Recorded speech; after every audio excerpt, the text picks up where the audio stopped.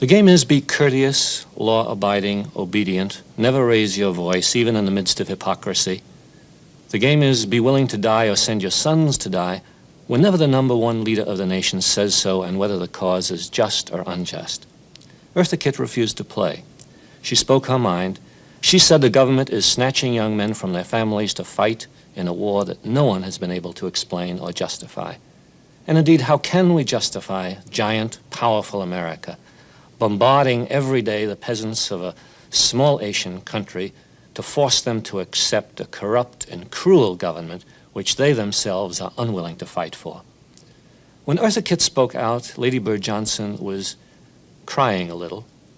I think it was good that she was moved. Perhaps she will move LBJ. She is a charming and gracious woman who loves beauty, but I think she's been sheltered from the ugliness that emanates from the White House. And LBJ, he loves his children and his grandchildren, but I wonder how much he loves the children and grandchildren of Vietnam. The other day I saw on film a little North Vietnamese boy who was lying, whimpering, crying, while doctors removed from his body, one by one, the pellets from an anti-personnel bomb that had been dropped by American planes. And every day we drop such bombs on North and South Vietnam, bombs designed not for steel bridges, but for human flesh. How can we justify this? Only by lying to ourselves, or by having our leaders lie to us. And they have.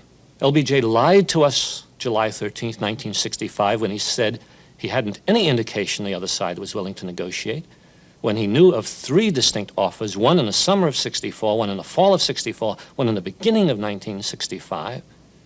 He's lied to us about the recent elections in South Vietnam, which were rigged with American connivance to make sure that the military men won and that anti-war candidates would not win.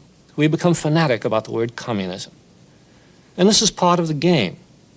It's the game that nations have played all through history, of people killing one another every 10 or 20 years because the men in power tell us that the Catholics or the Huns or the Jews or the communists are about to take over the world. And I think the game will go on, and our children and our grandchildren will suffer from it unless we do like Eartha Kitt and break through the hypocritical silence, until we do like Dr. Spock and say it is right to refuse to fight in an unjust war. I don't want to play that game. Our country was founded on a basic democratic principle which is far more sacred than the Selective Service Act or the Book of Table Manners.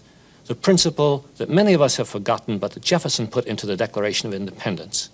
And this is that government and laws are not sacred, that they are set up for certain ends, life, liberty, the pursuit of happiness, that when they destroy these ends, we have a right to disobey.